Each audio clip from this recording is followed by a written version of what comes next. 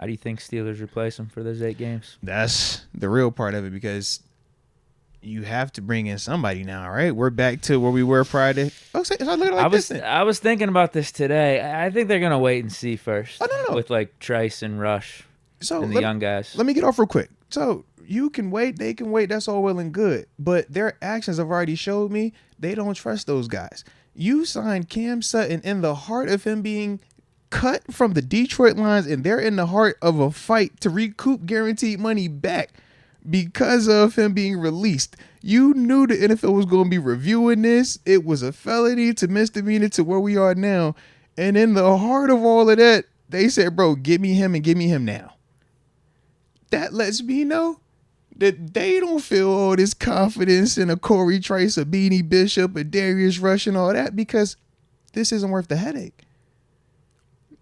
Players that can't play for you, that are still going to be not bad optics, but have a negative surrounding them, the NFL, they don't want to deal with that. They'd much rather go find another player that is okay or slightly worse, but is way more quiet and just a good, optics guy, and have that versus this. So by them going to get, I'm like, yo, y'all wanted this dude, man, and y'all felt like it was a need, and we all felt like it was a need. I do think part of the signing, though, if Tomlin is honest that, and that's true, yeah, in saying that they have an idea of what the NFL is going to do, because he said that in his press conference once they signed Cam Sutton. They said we did our due diligence, and we have a certain idea about what's going to happen. Yeah. Part of me thinks they brought in Cam Sutton. Like, he would help them on the field, yes, but I do think for off the field, they're trying to help him rehab as a man and get him in a positive environment and anything. So maybe they weren't as stressed about the 8 game or whatever the potential suspension was, as much as just getting him back into some type of positive environment. I'm with you. I think it's a little bit of a combo, but yeah, I think both things can be true, though. It's a lot easier to want to help a player that can actually help you on the field. 100%. Yeah. We're not doing this with Eli Rogers. Yeah. Eli could use some better situations. We talked about Martavis Bryant. He could use some better situations, but it's like, man, they can't help this team the way that Cam Sutton can help this team this year. And that's the part where it's like, I agree with you. I think that part of it is, they do want to be there for this player. They do want to help him out. But the other part is they know what Cam Sutton is. And when we just simply said Cam Sutton and started comparing him to the other corners that were currently on our roster, outside of JPJ and Dante Jackson, who were we just clear cut saying that, they're better than him, or Cam Sutton isn't clearly better than those guys? I think that that's the part where I'm like, we're kind of back in that scenario from my perspective, because for 8 games, you can't just go out there for half a season and be like, oh yeah, man, y'all figure it out. No, I'm with you on that, and I don't think they will just be cool with who we got if they aren't performing well in training camp. But I think they might do the Quan Alexander approach last year whenever we were looking at the linebacker group of, okay, we like some of these young guys in Trice and Rush. We got our top 2 outside guys in Dante Jackson and JPJ, and then a bunch of unknowns at the slot corner spot. Let's just see how it looks, because if we're talking specifically slot corner, obviously Cam Sutton fills that void. Yeah.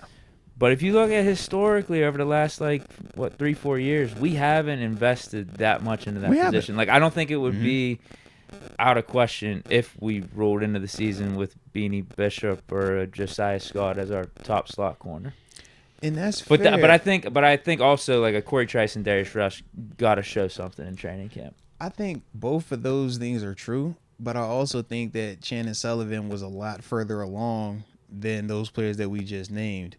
I also think that Arthur Mallett was a lot further along than those people that we just named. I think even going back to Cam Sutton and Mike Hilton as the interior slots, you still had a Willie Gay who was still here that would do some of that type of stuff as well. So it was like we still had somebody that was proven, somebody that we at least felt we had seen them do this and have success before for a whole season.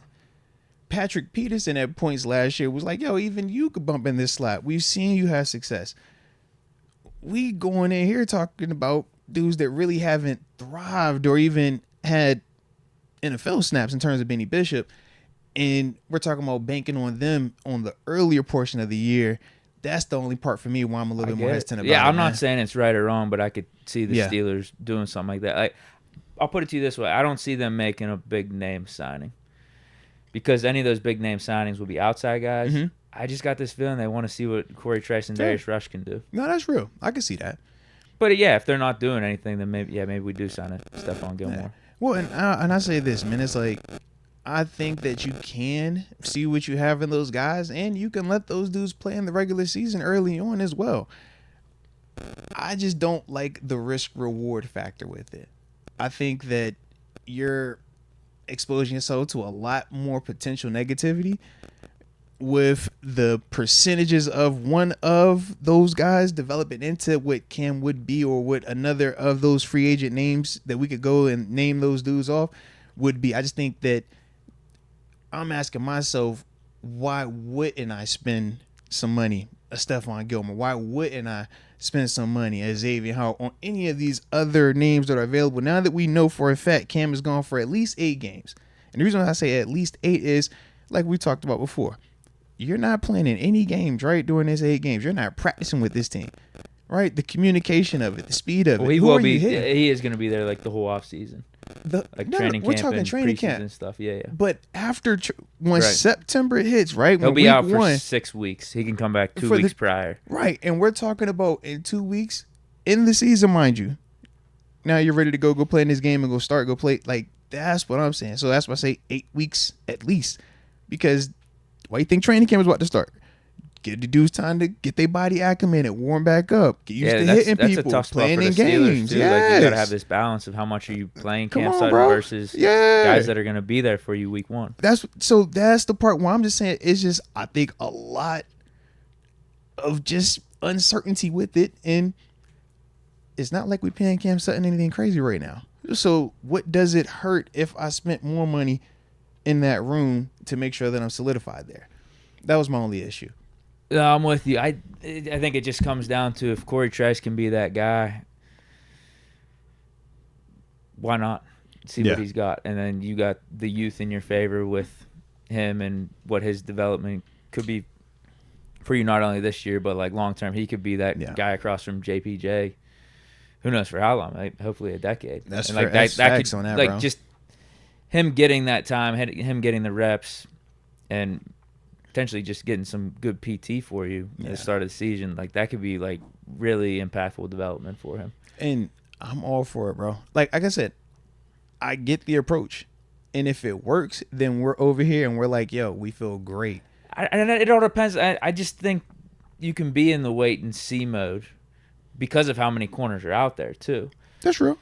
Training camp starting next week, and if things are looking bleak or you got some question marks so 2 weeks in, why not make the move? I think you're speaking specifically to training camp time frame. I'm saying by week 1, I don't see how we're walking out there with this group. That's what I'm saying. I think by week 1, you've had to have made a move. Otherwise, you're playing with fire. That's kind of like what I think you're speaking a little bit more of like, yo, let's see what it looks like next week. Let's see what it looks like the week after that. Maybe get a preseason game. Are you predicting it's not going to be pretty? Yeah, okay. I'm saying not even pretty. I'm just saying, how do you trust it based off of preseason? Because last year we also had preseason where we saw success or lack thereof in certain instances, but was that really a strong indicator of what we were to expect once the regular season got here? And we saw, unfortunately, that it wasn't always as consistently or as smooth or as dominant as it might appear in the preseason. That's all I'm saying. And once you get to the regular season and you start playing in these games, how many games are you willing to take that chance on? I just don't want us to be risking it for the simple sake of long-term development on a 7th rounder versus... He might be good, though, now. He might be. Once again, long-term development on a 7th rounder.